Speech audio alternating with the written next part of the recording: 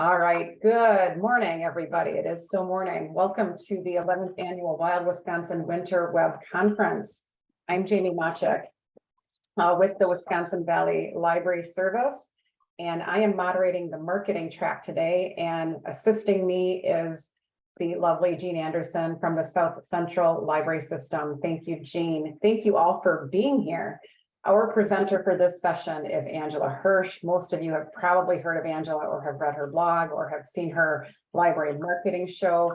And she's going to talk about how we can use marketing to position our library in challenging times. And I know she has a lot of great information. So Angela, just jump right in. Excellent. Thank you so much, Jamie. Welcome, everybody. And I'm so pleased and honored to be here for the Wild Wisconsin Winter Web Conference today. I always start out by doing just a tiny bit of housekeeping. If you ever need to get a hold of me, my email address is here on the screen. I am very social, as you can probably tell from the way I'm speaking. So you can connect with me on Twitter and Instagram. I'm also on LinkedIn. That's one of my favorite platforms these days. My handle on Twitter and Instagram is Webmaster but I'm on LinkedIn under my name. Like Jamie mentioned, I do have a blog called Super Library Marketing, so would love to connect with you there. And there's ways for you to suggest topics for the blog or the library marketing show that I do.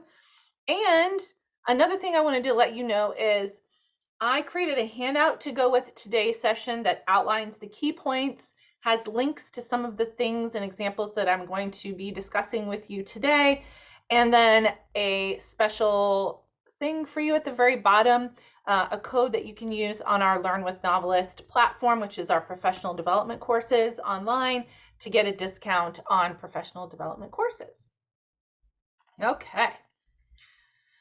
I have a new friend, newish friend. I've known her now for about 7 or 8 months, and I'm going to start with her story. Her name is Bonnie Brzezinski, and she works for the Corvallis-Benton County Public Library. That's in the state of Oregon. She's been there for more than 10 years.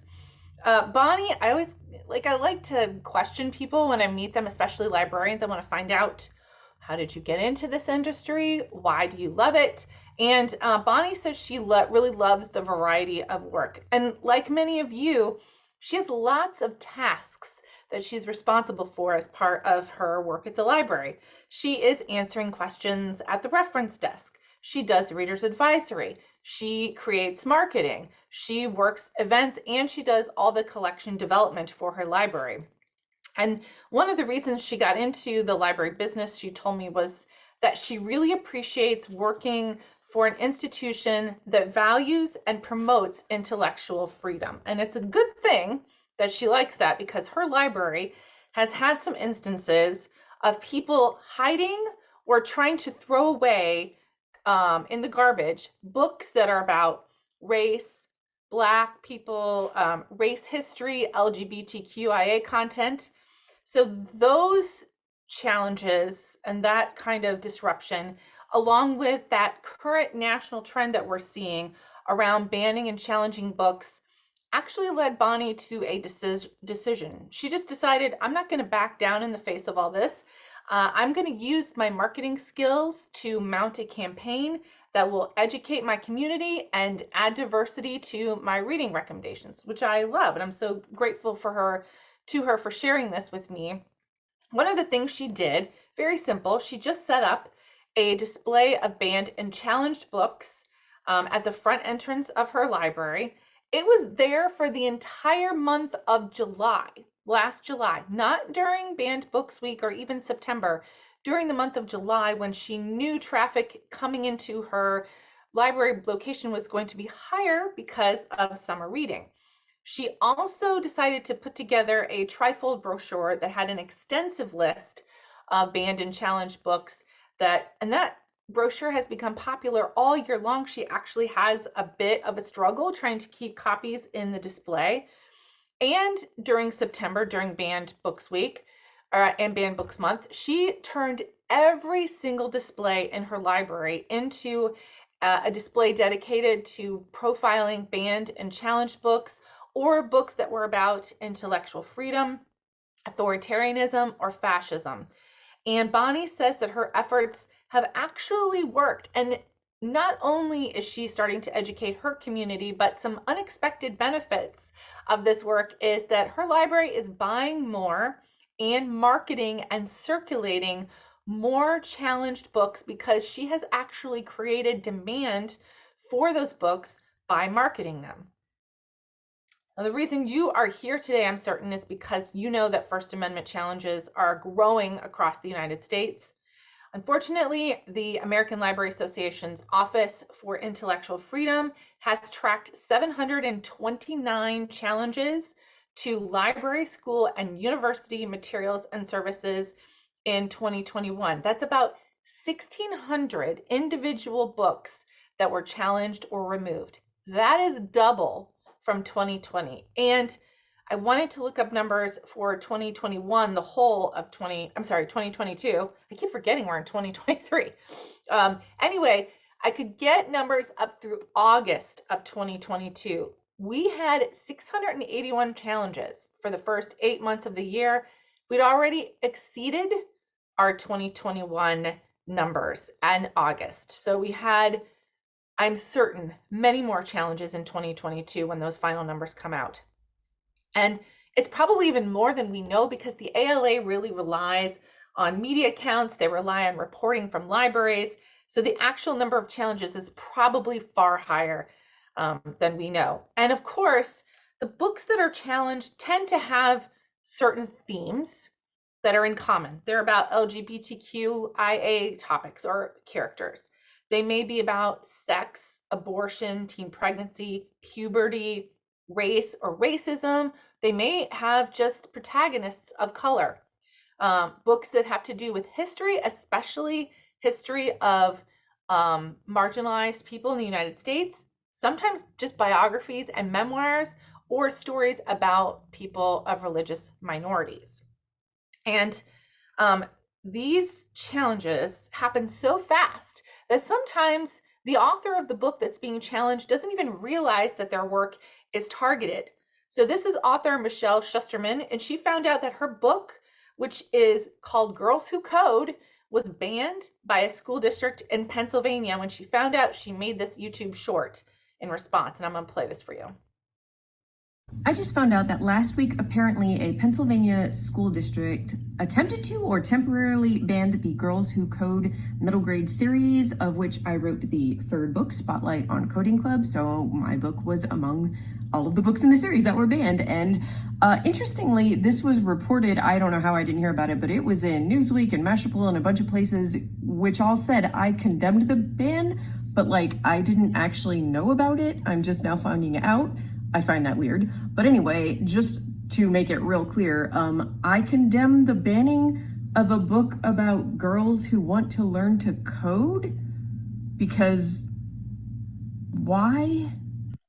I just found out that so exactly. So shortly after she made this video, the school district that allegedly banned her book released, the reason that her book was banned was it was on a list of diversity resources at the school district. And apparently after they put this diversity resources list together right after all the racial unrest in the summer of 2020. But after they released it, they got some complaints. The school board had voted to put that resource list on hold. They told teachers not to use those titles for class instruction. And that included the Girls Who Code series simply because it featured diverse characters. Now, eventually, the school district came out and said, we didn't really ban it and teachers can use this, but it was like a 6-month period in which teachers were instructed not to use Girls Who Code for class instruction. And that is just one example. I know that you have heard a ton, as I have.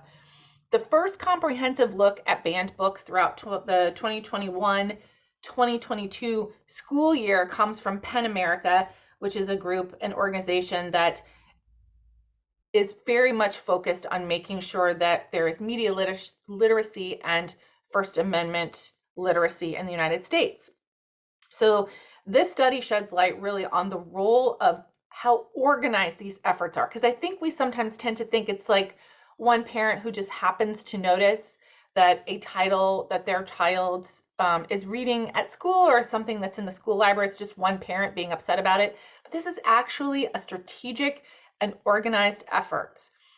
Their book challenges are not spontaneous. Most of them are not organic expressions of citizen concerns, but rather they really reflect the work of a growing number of organizations that have made that demanding censorship of certain books and ideas in schools and public libraries part of their mission, which is really upsetting. And these kind of challenges have a direct impact, particularly on school libraries. The Wheelock Educational Policy Study found that libraries and schools that were facing book challenges tend to have fewer books in their collection overall, fewer diverse books, more Christian titles in their collection, and more Dr. Seuss books, which I find to be really fascinating. All of these challenges are happening all of the time, and it's really a constant battle for the folks at the ALA Office for Intellectual Freedom.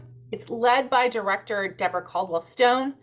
She is part of my presentation today. I interviewed her, and on the day of the interview, while I was sitting in the Zoom waiting for her to log on, I got onto the ALA Office of Intellectual Freedom Twitter account, and I found this tweet, which had just been posted, and it was about the latest challenge. So that was the first thing I asked Deborah about, and this is what she had to say about that. There was a conservative advocacy group that advised its members to go to their public libraries and check out all the books on the Pride display and keep them for the entire month, just to prevent people from accessing information about LGBTQIA people, or to prevent the library from having a display that highlighted the lives and concerns of LGBTQ people. They said they were engaging in this to protect children, but in fact, it is just an old form of censorship. We've seen it happen over and over again in a number of challenges where individuals would simply check out the book and keep it with the idea that they were somehow protecting others from the book that they felt was unsuitable for people. So book challenges are scary. They're demoralizing. They sap money and productivity from your library. Most importantly, they threaten your library's existence because they compromise the service that you are providing to your community. I put this presentation together because I wanted to do something to give the power back to libraries. So today we're going to focus on what you can do to position your library in a place of strength using marketing. We can't completely prevent these challenges, but we can certainly make it harder for those who challenge you to win those battles. So by the end of our hour together today, you're going to have concrete tips for strengthening the public's perception of your library right now through the intentional promotion of your policies, your mission, vision, and values. You'll also leave with some promotional ideas and inspiration from other libraries that is designed to rally your supporters and build awareness about your fundamental and unique place in society. And we're going to talk a bit about how to handle a censorship challenge with staff and the media if you end up facing one. I'll begin with something that I was taught by Becky Spratford, who runs the blog RA for All, and Robin Bradford, who's a collection development librarian in the state of Wisconsin. They've put together a course on anti-racist service for readers. And the core of that is that libraries are not neutral, never have been, and never will be. Because to serve our communities, we have to be a place where all people can come together, where they can see themselves represented, where they can discover and share different points of view. And because of the historic inequities and discrimination against people of color and the LGBTQ community, among others, the library's professional commitment to diversity, equity, and inclusion is imperative. And ALA agrees. So in 2021, they added a 9th principle to their code of ethics, and it specifically addresses what libraries are supposed to be doing around race and social justice. And that full code of ethics is part of that handout that is going to be available after today's session. So you'll be able to read the whole thing after our session today. But here's the most important thing. You have the public on your side. A national poll commissioned by the American Library Association shows that 7 in 10 voters oppose efforts to remove books from public libraries, including the majority of voters across party lines. It doesn't matter what party they belong to.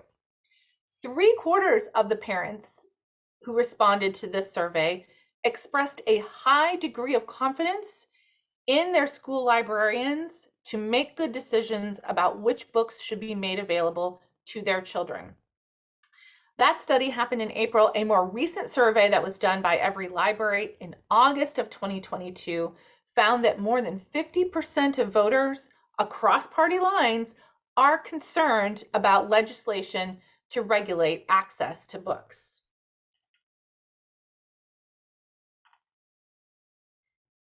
And what we found amazingly was that the vast majority of individuals oppose censorship as a tool for the government to use to control what people read. And this was across political parties. This was across affiliations. This was across race and gender. Overwhelmingly, it was a majority of voters who disapproved of the use of censorship or book banning as a tool and to target libraries and schools. So you have the public on your side, and we can't be afraid to talk about intellectual freedom in our libraries. During this interview, I asked Deborah, I think sometimes libraries are afraid to start talking about this because they are concerned that they're going to put a spotlight on their collection and almost invite people in to challenge. And she assured me that she's looked at the data for who's being challenged, and it doesn't matter if your library talks about it or not. The organized advocacy groups who are going after schools and public libraries are going to come someday, and it doesn't matter if you talk about intellectual freedom or ban books or not. So promotion and preparation are going to be your best defense. The first thing that Deborah asks us all to do is to update and promote our library policies, specifically policies around collection development and around material requests. And the reason that we got to do this is because policies are the rule book for addressing challenges. They allow for due process when you are challenged. They really provide a structure for your staff, and they give your community a background to understand why your library makes the decisions that it makes. We want people to understand how collection development works. I'll be honest with you, I worked in a library for 7 years and I didn't really understand what collection development was or how that job was done until about 5 years into the process. And I was in the building down the hall from the collection development librarians. So I think sometimes we take it for granted that people understand the full collection development process, and they don't. They just think it's some librarian with his or her own agenda making decisions, and we know that it isn't, and we need to tell people that. Finally, policies are actually admissible as evidence in court.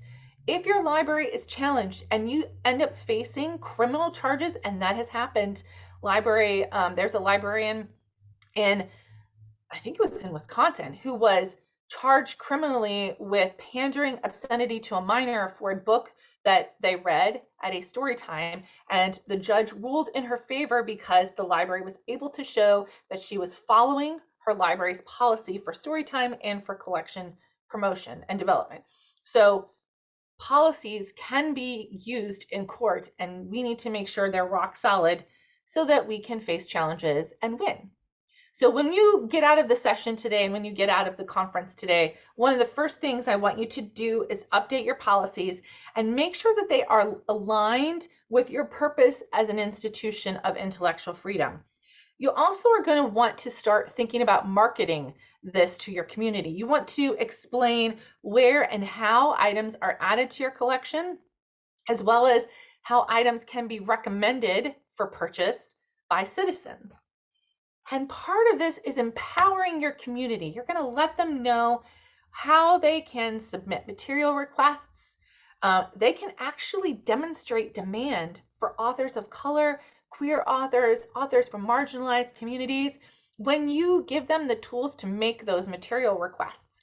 When a community member requests that you purchase a book, you can use that if it's challenged and say, look, there is a demand by our community for this book. There are people who want and need to read it, and we are here to serve the needs of all of our community. So you want to give your community members information so they can write, or call their legislators so they can demand legislation that protects their right to read.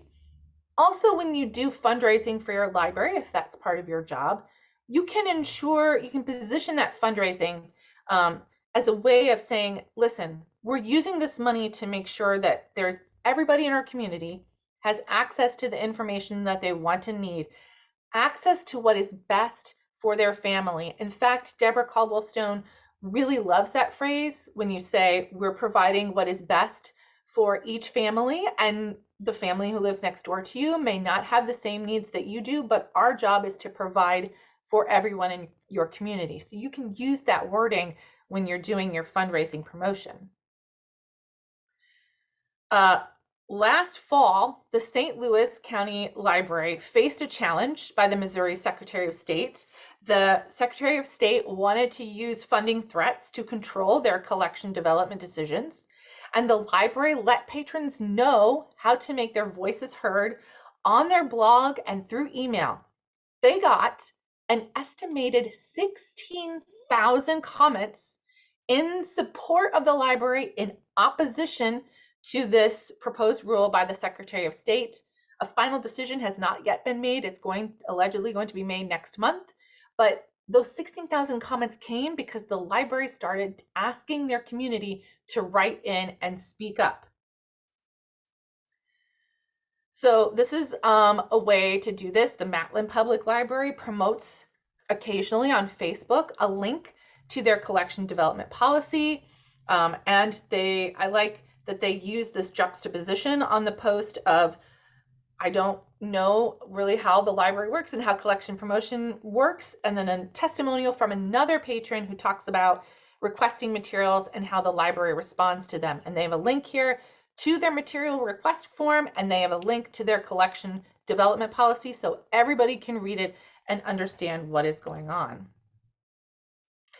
In Parkersburg, and the Parkersburg and Wood County Library, which is in West Virginia, also got the public involved when their city council threatened to censure them, I should say, over the book Gender Queer. And outrage was so strong, so many library supporters ended up showing up to the city council meeting that city council withdrew that resolution. That would have never happened if the library hadn't put out a call to action to their community. The Gilroy Library, which is part of the Santa Clara Library District in California, also does promotions, letting people know how their collection promotion works.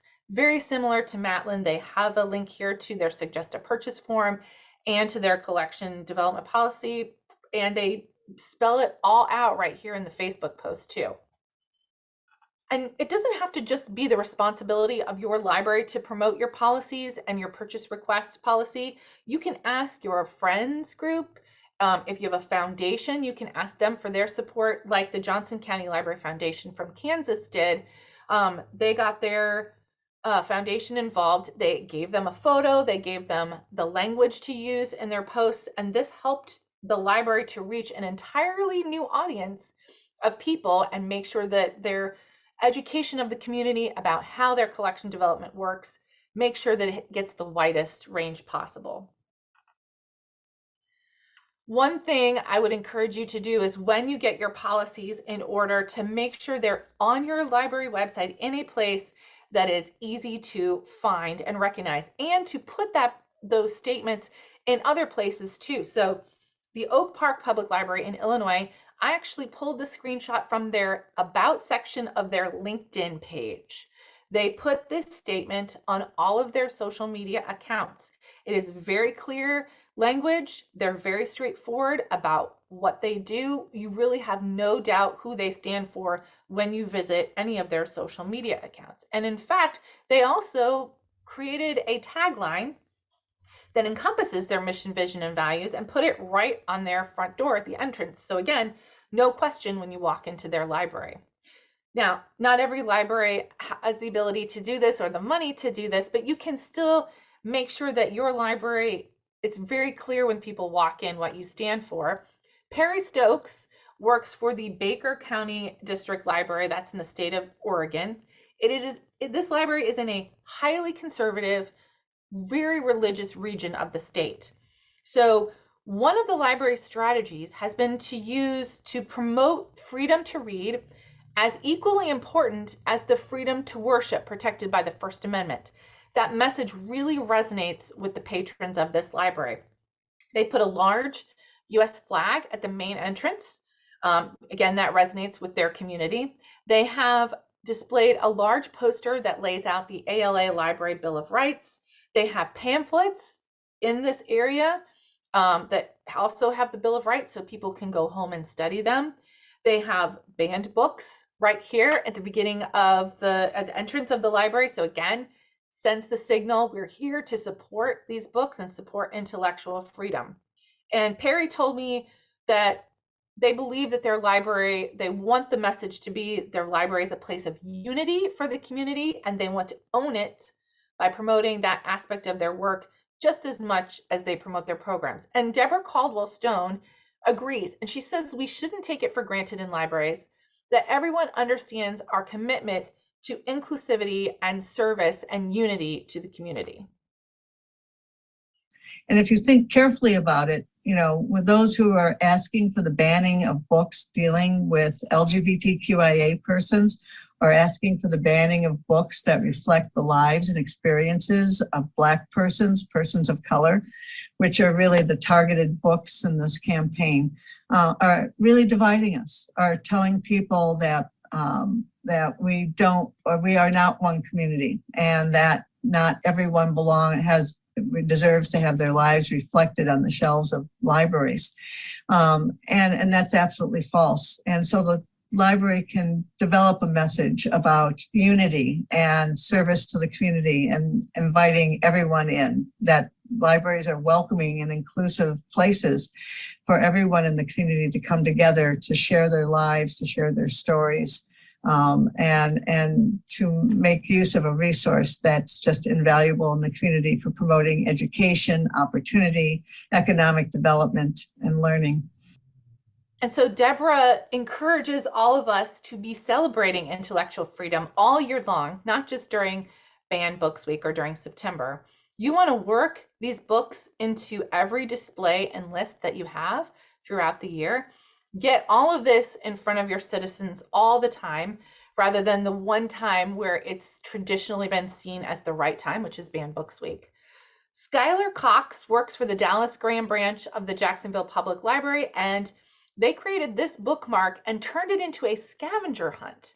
They give the bookmark to people and they ask them to find the books on the shelf and either pull them and bring them to the desk or take a photo of them on the shelf. And Skylar told me that they did this because they wanted to give customers the opportunity to provide feedback on the books, but mainly because they wanted to start a conversation with people who come into the library, get them to ask about the library's commitment to intellectual freedom, and that gives them a chance to talk about the collection development policy one-on-one with patrons. So I love what they say at the end. In a sense, reading is direct action against banned books and for First Amendment rights. The York Public Library in Maine adds something about banned books and challenges to their monthly newsletter. They have a year-long banned book club. And because I love library marketing and email, I'm curious, in the chat, can you tell me what you think is the most clicked on thing in the screenshot of this newsletter up here on the page? Almost said on the stage. So we have there's a link up in the top for a gift card, and there is a learn more here for each of the banned book clubs. Which one do you think got the most clicks? Let me know in the chat, and then I'll go forward. Just take a guess. So Twilight, two Twilights. Yeah, go ahead. yeah, we're seeing Twilight, bookstore, book tenders, Handmaid's Tale, Twilight, gift card. A variety, All Facebook, right.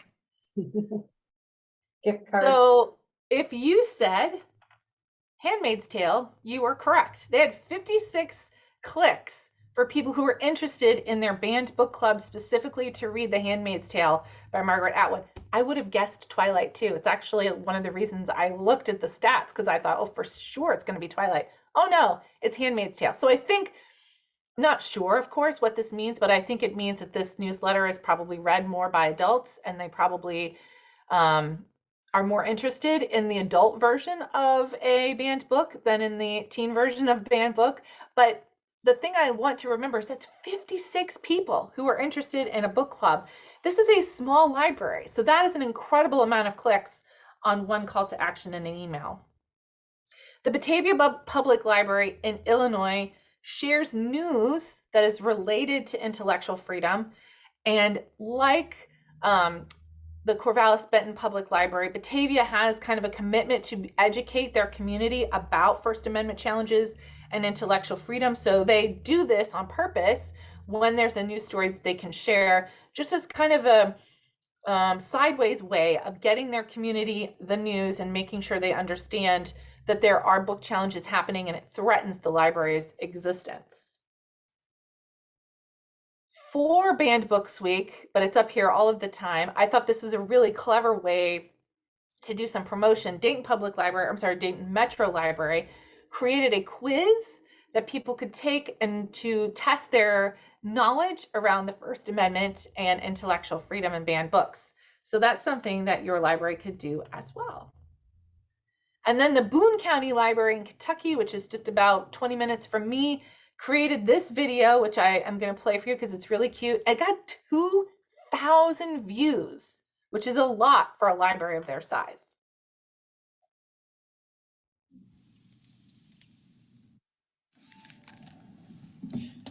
Did you know the Diary of Anne Frank was once banned by a textbook committee for being a real downer? No. Have you heard of Banned Books Week? Banned Books Week? Is that a week about books dedicated to bands and musical marchings? Not quite. The American Library Association defines a book challenge as an attempt to remove or restrict materials based upon the objections of a person or group. A ban is the removal of those materials. Banned Book Week encourages libraries, authors, educators, booksellers, parents, and readers of all ages to defend and support reading material for all. Hundreds of books have been banned over the years, and this number will only increase if books continue to be censored or challenged.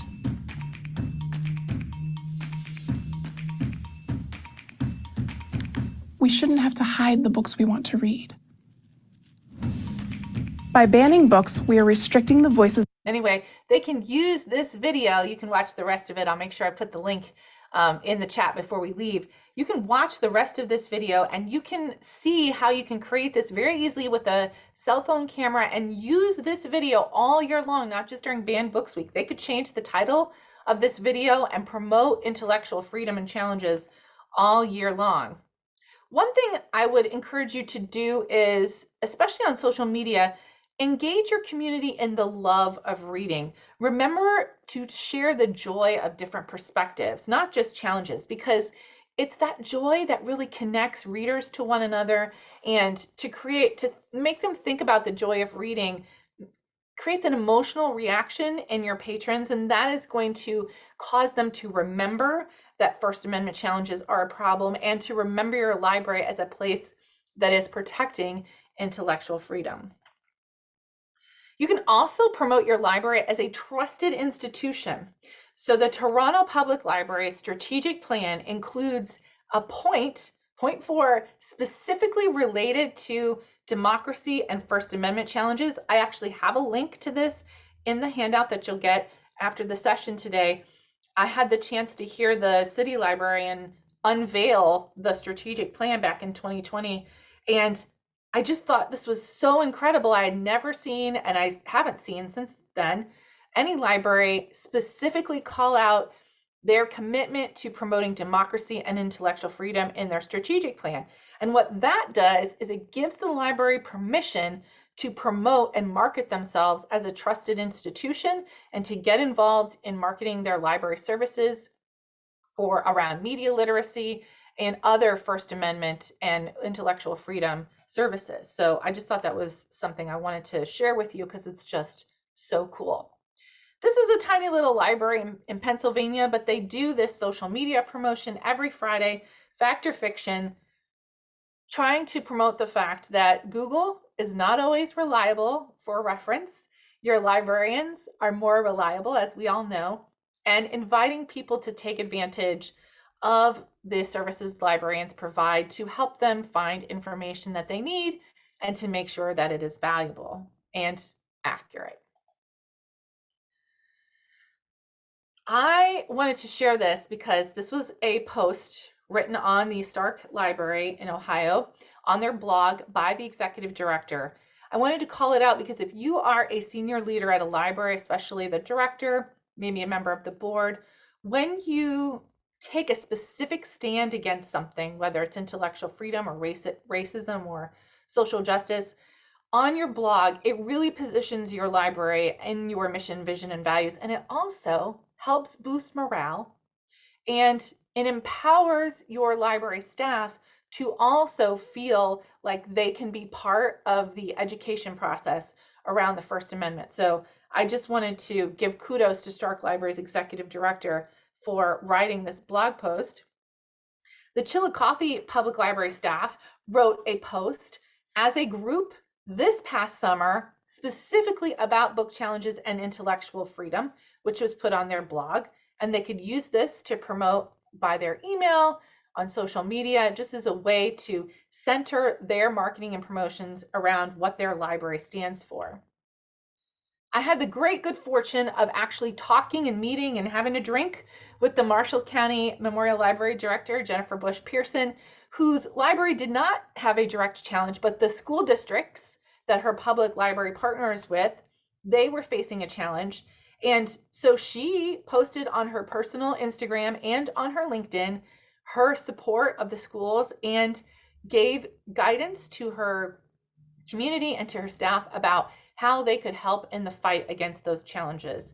And, you know, this lady is no nonsense and she has not taken anything from anybody. And she just really, I told her I thought it was amazing and that it really empowered her staff, and she agreed, and they have been able to fight back against these challenges at the school library that they partner with.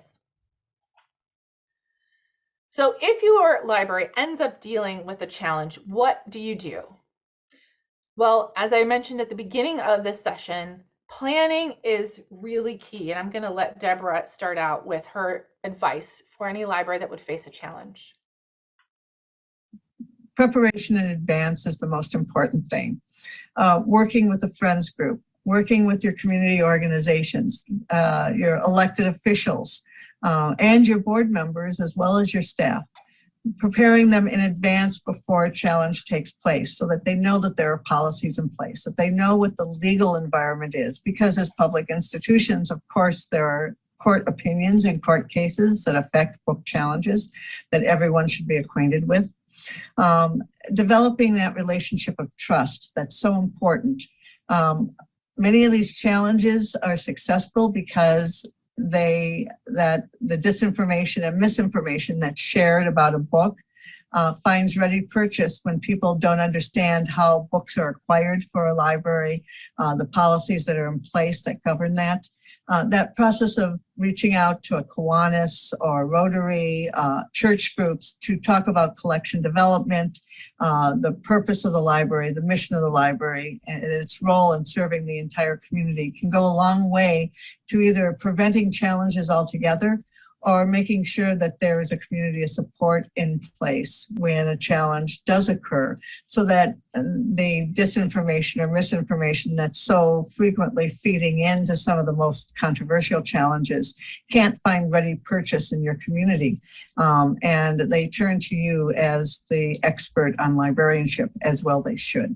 So I just want to reiterate one thing that she said that I really love, which is to not only market your library's policies and on your own platforms, your email and social media, but also going out to other groups, Kiwanis, your city council, community groups, and doing a short presentation just to kind of explain how collection development works at your library and how your library is the place that offers the community inclusive services. So I thought that was a really great tip, and I wanted to reiterate that.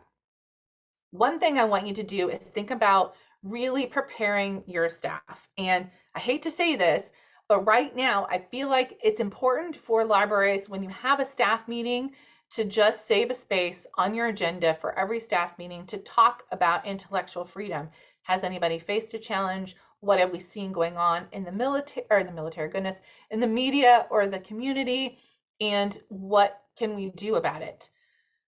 Thinking about First Amendment challenges and how you'll respond to it should be part of your staff training and your onboarding process, because we don't want staff to make fear-based decisions. We want everyone to know what happens. One of the reasons I put this presentation together was I listened to Deborah give a talk at the PLA conference last March. And one of the examples she shared was a library that had, it was a very small library, they had 2 librarians on staff, and somebody came in and challenged a book, and rather than having a process to deal with that challenge, the librarians were scared, and they pulled the books from the shelves and put them in the back. And that's not how we want people to deal with the challenges. So we're doing this preparation to prevent staff from making fear-based decisions. Everybody should know how to handle concerns, whether they are expressed in person or online. I want you to create some talking points for your staff so they know what to say, and practice, do some role play, maybe at your next staff meeting, in responding to these challenges. Everyone should know the collection development policy. Everyone should know how reconsideration requests are handled. And if a challenge happens, every staff member should know what the next steps are, because remember, the more prepared they are, the less scared your staff will be. You might consider putting a process into place like this one from the Springfield City Library in Massachusetts. They explain this in their staff trainings, and they go over it at staff meetings and periodically. Their process basically is to tell their staff if someone challenges, listen to them, thank them for sharing, don't engage, don't argue, don't try to defend. If they want to continue with the challenge, show them the policies, the collection development policy and the reconsideration request policy, and ask them to fill out a challenge form. The challenge form is given to the collection development manager because he or she needs to know what people are saying about the collection. The collection development manager then passes that form on to the library director, who personally responds to the person making the challenge. And then if that doesn't settle the issue, the director invites the person to come to the next board meeting and make their objections known. Springfield City says about half of the time the person shows up at the board hearing, but by the time they get to that end part of the process, about half the time their steam has just basically run out. So that process, everyone at the library knows that, even though most people who are working on the front line don't have anything to do with the last 3 steps, but they know what's going on, and it just helps them to feel less afraid as they're facing these challenges from angry patrons, because we know sometimes patrons don't express their challenges in the most polite ways. If you face a challenge, I want you to use your resources. Report it immediately to the ALA Office of Intellectual Freedom, also to Every Library, which is an organization that helps libraries sometimes fight these challenges. United for Libraries, this is another place where we need to report it, and also your state library association, which can help you in defending yourself against these challenges. The ALA Office of Intellectual Freedom has a consulting service that you can use if you don't really have the time, or maybe you have a small staff and you need someone to help you fight the challenge. So this is a question I get quite often. What do we do about the media getting wind of these challenges? So if you think a challenge has legs, and by legs I mean you think this person or group is going to continue and raise a fuss about this book, and they're probably going to go to the media. They may even tell you. They may tell you, we're going to go to the media with this. We're going to get everybody riled up. 2 things I want you to do immediately. First is to let your staff know what's going on. We always let our staff know first, but don't wait until you know all the facts about a situation, because by then rumors are going to spread and you're going to lose control of the narrative. So if you know the challengers are going to go to the media, I would suggest, as a person who used to work in journalism, go to the media first. The first one to get to the media is going to set the tone for what the story is going to be. If you end up going to the media and you have to answer questions about the challenge, don't be afraid to say, we don't know yet. And you can refer questions to the ALA Office of Intellectual Freedom, your lawyers, or your state library association. I know the word ambush is scary, but I'm not proud of saying this, but as a former journalist, we used to do this thing where we would find people who worked at an organization using social media or whatever means we had, the investigative reporting, and we would go to those people and ask them about the situation going on at their library or their company. So you need to let your staff know that that could happen. And if someone from the media approaches them and asks for a comment, they are not to comment, they are to send all requests to your designated spokesperson for your library. If you're facing a challenge, this is another difficult one, especially for libraries, but it's really important. Always have somebody watching your social media accounts. Designate one person who's going to watch for any mention of your organization on social channels.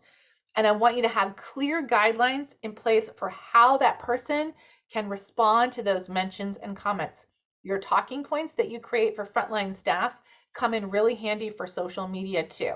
And I know, again, it's a strain on your staff time, but you don't want the threads of those comment sections to get out of control. It's happened to me when I worked at the library in Cincinnati, not around First Amendment challenges, but we had some folks who overdosed in our restrooms, and there was a whole news series on it. And for months, we were fielding questions from people on social media, and they would just comment on any old post that we put up. So we might have a book list that we put up, and these folks who really were anti-library were trying to take over the comment section of every one of our posts. Super frustrating, but you want to be the one that stays on top of that. To bring this full circle, your policies can also help you to respond to comments on social media. This happened to the Lake County Public Library in Indiana. They posted this. You can see they got 319 comments, but here's what I want you to notice. Look at, if you can see on your screen, the reactions are all thumbs up and hearts, no angry comments. The Lake County Public Library actually used their library standards of behavior policy to help them get control of this comment thread, because it did get a bit out of control. But what they found was their library supporters came to their defense in the comments and were responding back in their place for them against people who were upset about the choice of books in this display. So your loyal library supporters can come to your defense on social media too. You may not even have to respond at all. And after all this, you may be wondering if libraries are winning these challenges. Spoiler alert, yes, they are. This is Martha Hickson. She's a school librarian in New Jersey. About a year ago, there were protesters that targeted a school board meeting, and they demanded that several award-winning books with LGBTQ+ themes be pulled from her shelves, but Martha was not having any of it. She was labeled as a sex offender. She got hate mail. Her library was vandalized. Her integrity was questioned, but she didn't let that get to her. She organized a defense for keeping the books on the shelves. She galvanized her community allies to attend school board meetings. She gathered testimonials from LGBTQ+ students. She recruited author David Leviathan to write a statement of support. And she won that battle. The school board voted to keep all of the books on the shelves. So for her efforts, Martha received the 2022 Lemony Snicket Prize from ALA. I do this thing on social media where I like to recognize libraries for doing great work. And so I recognized her on social media and her library for that fight. And she responded back.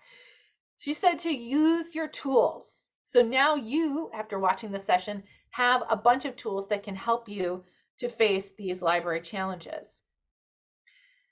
I love this quote. I want to leave you with a moment of inspiration because I know this subject can be a bit of a downer.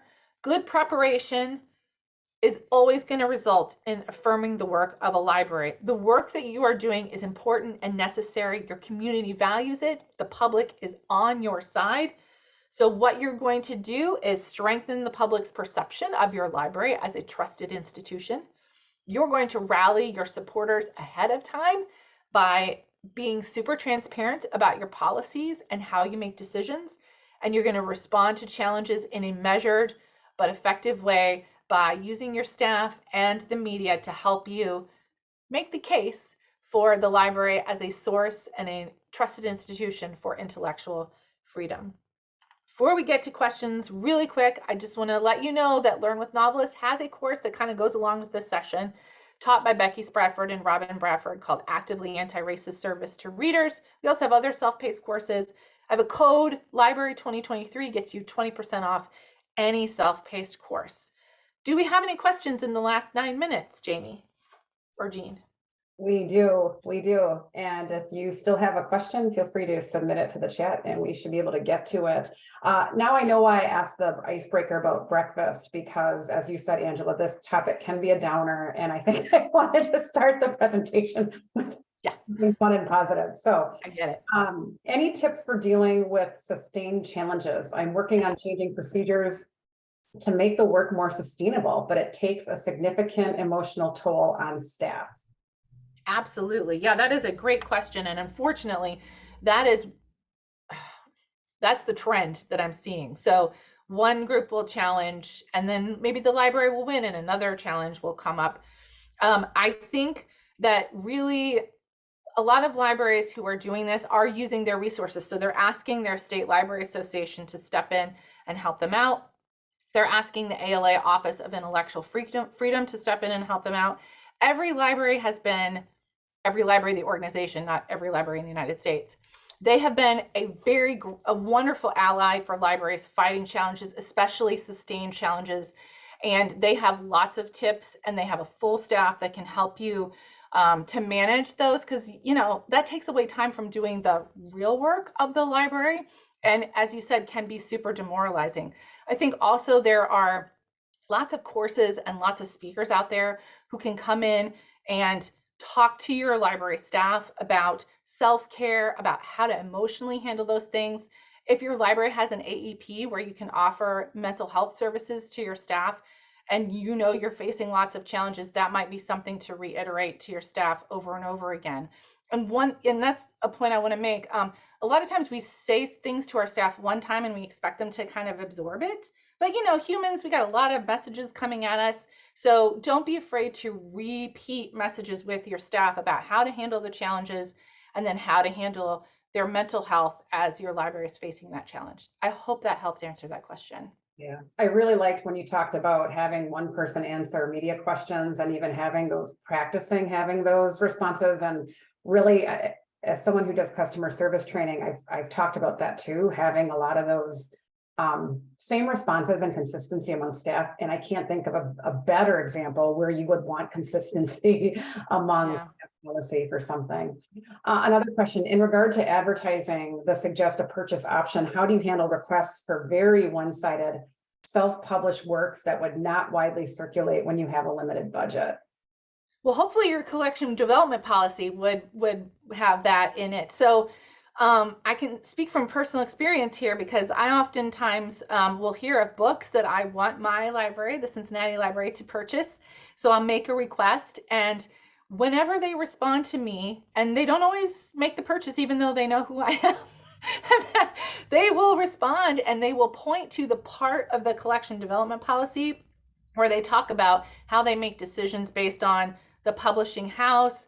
And they have like an algorithm where they try to predict what the circulation might be for that book or what the demand might be for that book. And so they always respond back and point me back to the collection development policy. And I never feel bad, because then the explanation is there and I go, oh yeah, that makes total sense to me. So I would say start with your collection development policy and make sure you address that. And then you can use that to respond to requests of that nature. Thank you.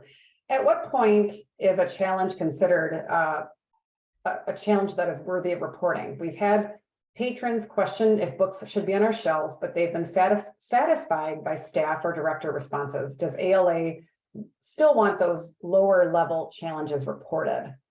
I would say if you put in place a policy like Springfield City, doesn't have to be exactly like that, but you have steps for them. When a challenge form is filed and it goes to the collection development manager, and then that manager sends it to the director speaks to the person. And if the person is not satisfied with what the director has used to try to explain and they want to go to the board, that is the point at which they report it to the ALA, Office of Intellectual Freedom. If you have people coming in questioning books on the shelves and then they're satisfied with the explanation that you give, I don't think you need to be reporting those to the Office of Intellectual Freedom. But if it gets to the point where they're going to go to a board meeting, they're going to go to the media, they're going to start posting about it on social media, those are instances in which you would want to report. Thank you. Another comment came in. I have heard that some people are stealing the banned books to get them off library shelves. Does anyone have a policy to deal with this? Our library doesn't use police action to collect fines or replacement costs at this time. Angela, have you heard anything about this or have any tips on this? That's a good question. I have not heard, and I also haven't heard of any policies. I wonder though, if a library doesn't have police protection, if just like some security cameras and your director could be like, we have security cameras at our house. So it's very easy. Ring cameras are pretty, they're high quality now and they're pretty affordable. And you could probably figure out who it was that came into the building. And you can even put that person's face on your social media accounts and be like, hey, this person stole books from the library. Can you help us figure out who it is? And the police, if you don't have police security as part of your library organization, you can file a police report and they're going to be easier to find those people if they have a photograph of them or a video of them actually taking the books. So a couple of security cameras might be really useful in this instance. Well, thank you, Angela, for all of that great information and the videos. And as we mentioned, the resource that Angela mentioned, as well as the slides and recording, will be posted on the conference website hopefully by tomorrow, if not Monday at the latest. Thank you all for your participation as well. So we have our stretch break coming up at noon. You can still register for that. And after that, we have our final session in the marketing track coming up at 1 o'clock. And that will be with Cordelia Anderson. She's going to be talking about the marketing funnel approach. So hopefully we will see some of you there. And if not, have a great rest of your day. So long. Thank you, everyone.